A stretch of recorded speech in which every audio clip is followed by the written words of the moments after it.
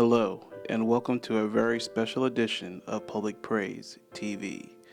The producers of our show met an amazing and talented young woman named Elizabeth DaRosa. Her thirst and passion for life far overshadowed her personal challenges.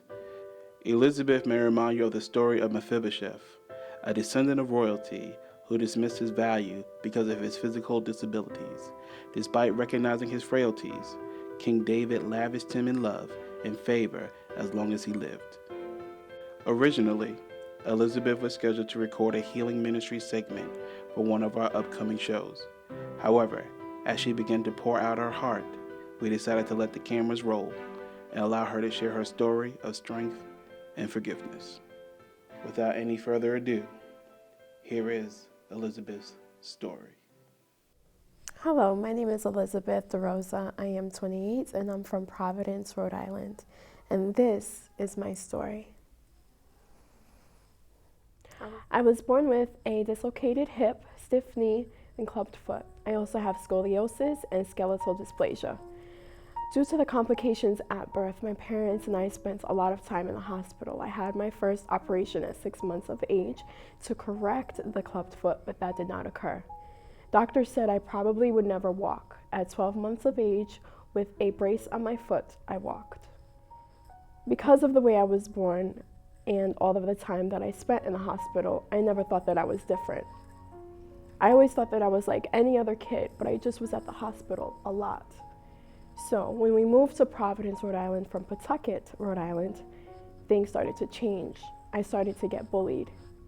From 4th grade all the way into 11th grade, I was bullied and taunted almost every day. I was made fun of, and during my high school years was the worst time for me. I actually became suicidal, where I started to skip lunch, and situations would occur where kids would start throwing things at me, pencils, books. I was pointed at. If I walked down the hallway with my head up, I was told not to walk with my head up. Why am I walking with my head up? I am nothing. Growing up, I really had a bad relationship with God. I was angry. My grandmother had told me as a child that God made me this way. The way that I was born was because this is the way that God wanted me to be. And I didn't understand, so I was very, very angry. I used to tell God that I hated him. I used to spend time in my room, just lock myself in my room and just yell at him and tell him how much I hated him for the things that he was putting me through. I was innocent. I didn't choose to be born the way that I was born and the way that people treated me because I was different, because I didn't fit in.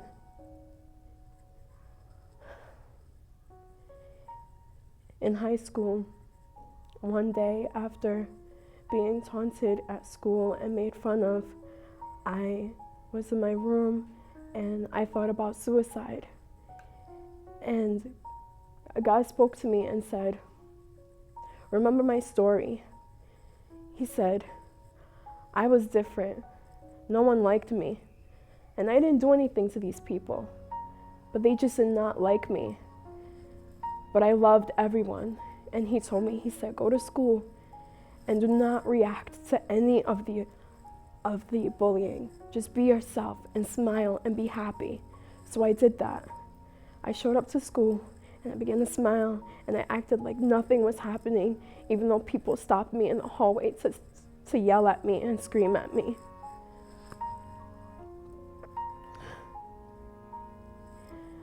The leader of the bullying called me one day and said, "I'm sorry." He said, "I've been trying so hard to break you."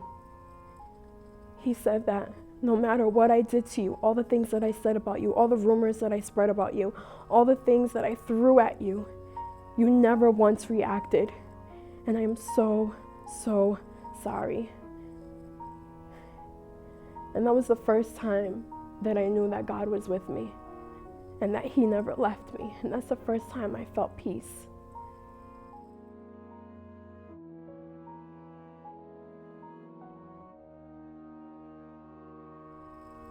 When I was 16, I started getting these really bad headaches.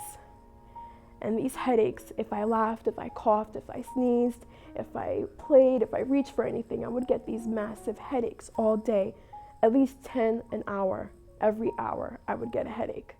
So I started taking Advil, and I started popping Advil like candy, basically Skittles, because they tasted, they were sweet.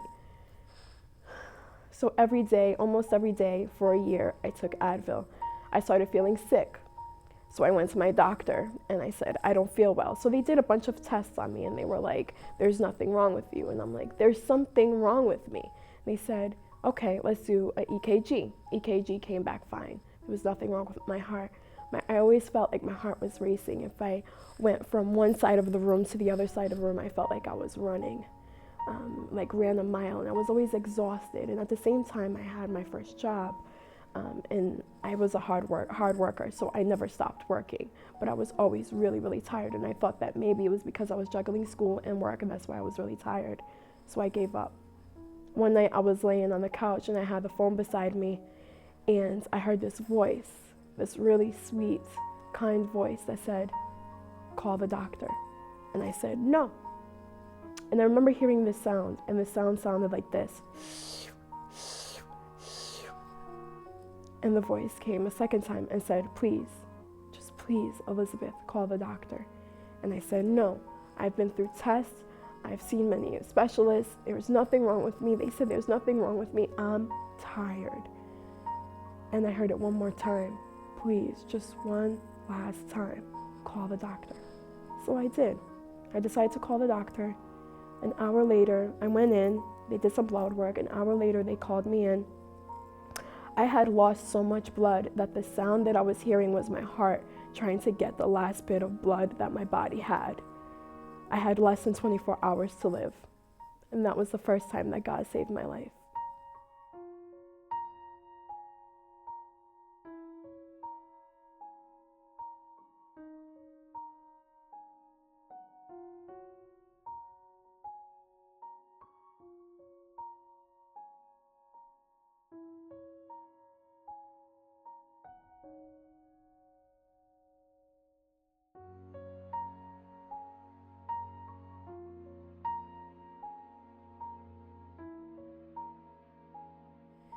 After high school, I went on to college and I met someone.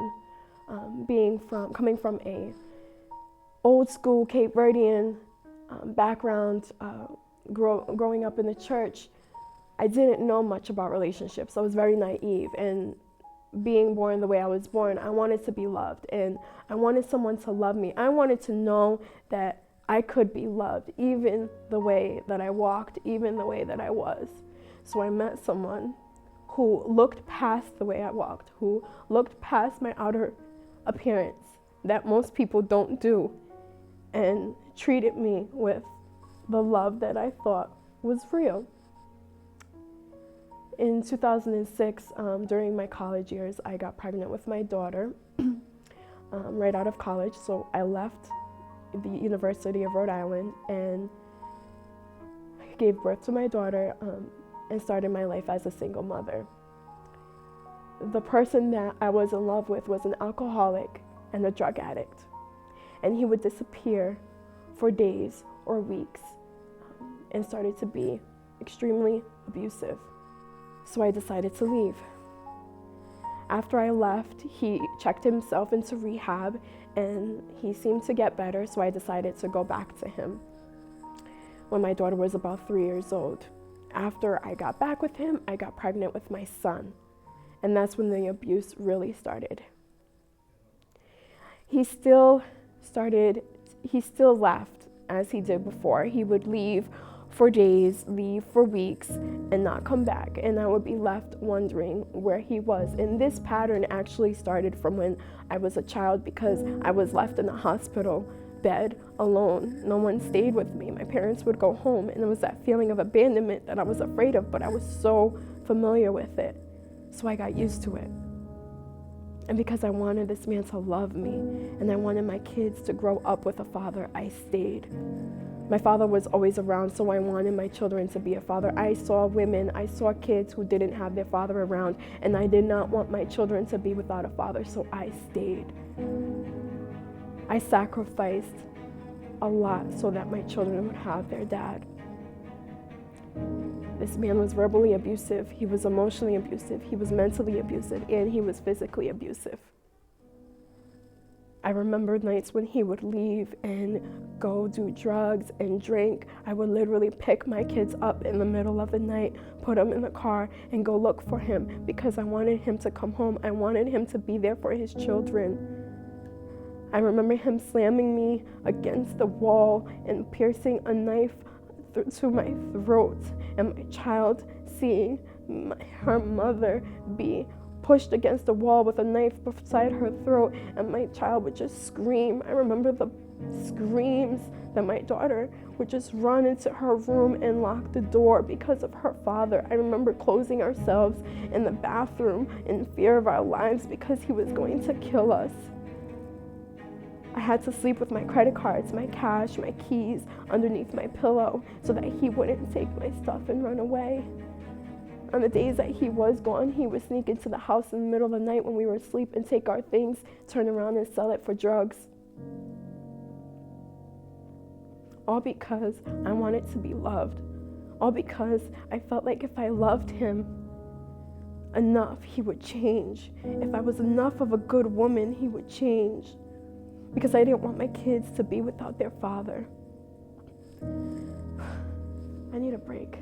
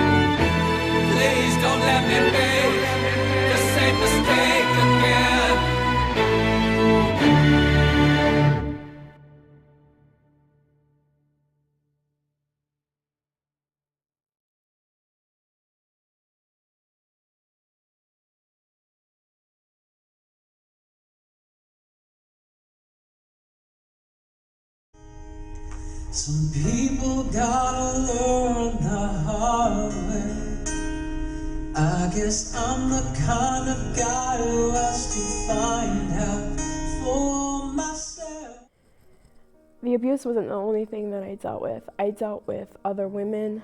I dealt with the fear of catching STDs. I dealt with a man who didn't want to work because he didn't want to pay child support for his other kids, so I worked. I was the one that worked. But the worst thing I think that happened during that time is that I lost my voice. I was afraid to talk because if I spoke, I would be yelled at. I would be belittled. My daughter was afraid to speak for the same reasons. I remember, I will never forget one time I went on a business trip for work and I left them with their father, and I called to check on them and he didn't answer the phone. And their grandfather that was staying with us at the time, who had dementia, he picked up I called his cell phone and he picked it up, and I asked him where his son was and he was like, I don't know. So I asked him to speak to my 4-year-old daughter. And my daughter said, Daddy left, Daddy's not here. And so I leave Hartford, Connecticut to drive back to Rhode Island to find my 8-month-old son in a soiled, loaded diaper. My 4-year-old daughter got so hungry that she got on the counter and made herself crackers and milk to eat. And he was laid in his bed, in our bed. He lay there drunk. He could not wake up. And he left them. We were engaged. He asked me to marry him in front of the entire family, his family and my family. And of course I said yes. But not only because of that, because I always believed that he had the ability to change. I believed that people could change. I believed that things would get better one day. So every time we tried to get married, something happened. And I always felt like it was God telling me, don't marry this man. But every time I would ask him, it was kind of like it's either him or me. And he knew that I struggled with that I knew that God was always going to be there. So I chose him. I started getting really tired. A man is supposed to keep you safe, and I didn't feel safe. And if a man can't keep you safe, you lose a lot. I lost a lot. I felt worse about myself. I didn't like the way that I looked. I didn't like to dress up. I had gained so much weight because I was depressed. I couldn't even play with my kids because I was so unhappy. I was so unhappy with him, and I stopped. My love for him began to die because I started to see what kind of person he was, and I started to finally see that I deserved more. So one night I prayed to God after he had left for his 300th millionth time leaving us. I prayed to God and I was like, God, you have got to give me something big. You got to give me something big. I was like, no more games, nothing. I need something big. I need something that says you should not marry this man. A week later, it happened. I had just purchased a car off of Craigslist, and I was trying to come up with the money to register because I was the only one working a part-time job, and we were struggling. And we had gotten in an argument. He was dropping me off to my new job that I had started 3 months prior. We were arguing, and I remember something telling me, don't leave your kids. Don't leave your kids. So I walked into my job and I said, I cannot come into work. I have to stay with my kids. Got back in the car, the whole ride, 25 miles, we argued. We argued in front of my kids. And all the time. And we got home. He actually stopped by a liquor store and I said, if you buy any beer, that's it. He walked in there.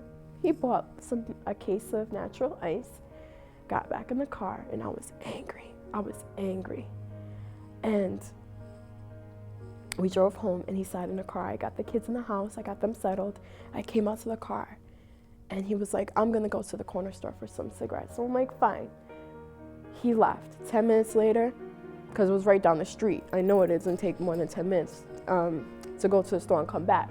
So he didn't come back. So I was like, all right, I'm going to give this man till the morning. He did not return. I called the cops. The cops could not do anything because I don't have any documents in my name. All the documents that I had for this car was inside the car. So I come to find out that a gentleman called me and told me that exact words. He sold that car to me for $800 worth of drugs, and if you want your car back, you have got to give me $800 back. And I said no. And that right there was my answer from God that it was time to go. It was time for us to leave. I never got the car back. Me having to work 25 miles away from my home. He left me without a car. The kids' car seats, there was belongings of mine that was in that car. I was done. I told God, I said, I cannot do this without you anymore. I've done this too long without you. I've turned my back on you so many times because I wanted to be loved by a man that could not love me back. I wanted to know that I had the capability to be loved, that someone out there could love me. And you are the person that could love me because of everything I've ever been through. You have never left my side. And to this day, you have not left my side. And I decided that day to walk away. And that day was the best day of my life. God gave me this incredible peace. I was able to get another job. I lost weight. I started feeling better about myself. My kids were happier. Yes, they've missed their dad. Yes, my kids are in therapy. A 3-year-old and a 7-year-old are in therapy because of the things that they've seen, because of the things that they've been through. But you know what? We've come so far. God has blessed me in such amazing ways, but the most important and most amazing way that He's blessed me is that He loves me. I've been to church my whole life, and I never knew that God could love you in such a magnificent, such a calm.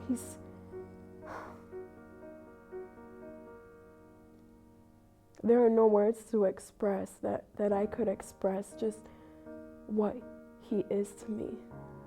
I was a woman who, growing up, I flaunted myself.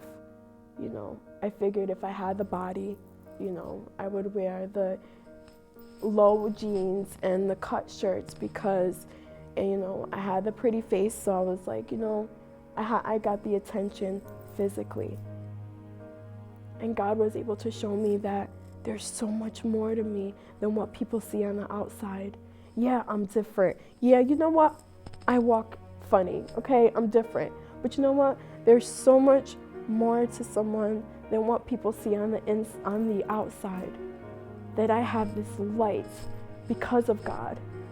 This passion, this confidence that I am able to showcase to the world. Because He loves me. He loves me, and He loves us. He thinks I'm beautiful.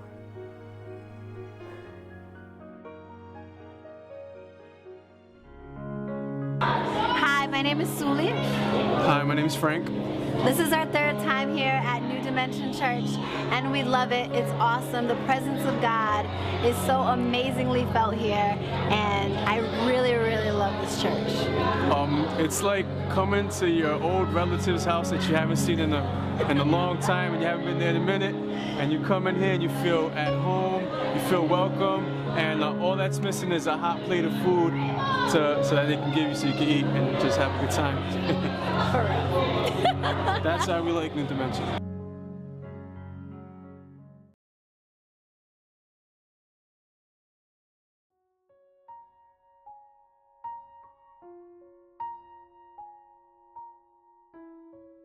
After I made the serious commitment to giving my life to God, for real,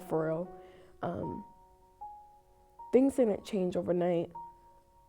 I struggled with the way that I felt about myself. I struggled with desires that I had. I struggled with not knowing what was going to happen tomorrow. And because I was a single mom, I always worried about money. Money was like my God. Like money was like, I need to make money. I need to make sure that my kids were okay. And I didn't trust God enough. And through my journey, I needed to learn how to trust Him. I needed to learn how to just be obedient. That even when I didn't know what was going to happen tomorrow, that I had to learn how to trust that everything was going to be okay.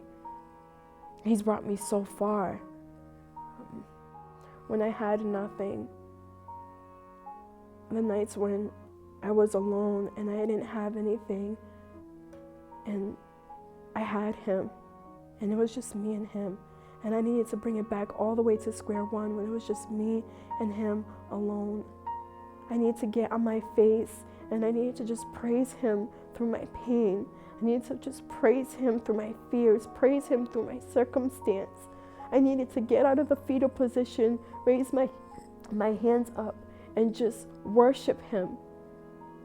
I needed to be obedient to Him for the things that He asked me to do that I didn't want to do before, that I never did before. I started doing. It was little steps. And to this day, right now I'm in therapy. And I think it's important, especially for people who've been through domestic violence, anyone who's been through any type of trauma. I think it's important to go to therapy. Yes, God is there, but He also has those resources there for us. Don't give up. It may seem like there's no way out, and it may seem like this person, wherever you go, they may find you, and you don't feel safe, and you're scared. I know that feeling. It's okay to feel those feelings, but it's okay to leave. Just leave. It's okay to leave. And there may be days when you feel like you need to go back. Don't go back. They don't change. People just don't change overnight when they've been abusive to you. You can do it. I did it. Someone who just felt like I couldn't be loved by anyone. I got out. You can get out. And if you believe in God, hold on to him. Talk to him. Tell him how you feel. Tell him what you want. I asked him. I told him what I wanted. And he met me and he gave me what I wanted. And not only what I wanted, but what I needed. He knows what we need. There's no greater feeling than being free of that. The confidence that you need, the voice that you need, the things that you lost being with someone who's taken basically your life. Being with someone who is abusive, they take your life. Take your life back. And even if you don't do it today or tomorrow, it's all, just be gracious with yourself. And pray. And trust him.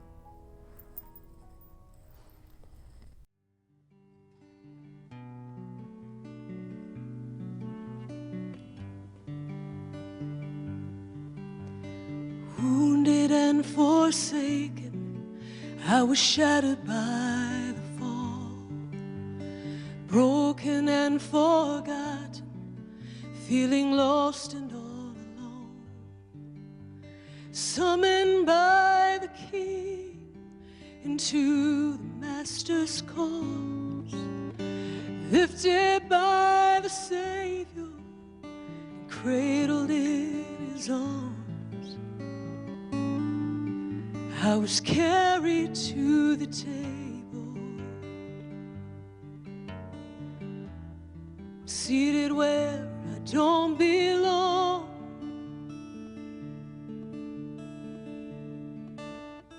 Carried to the table, swept away by his love.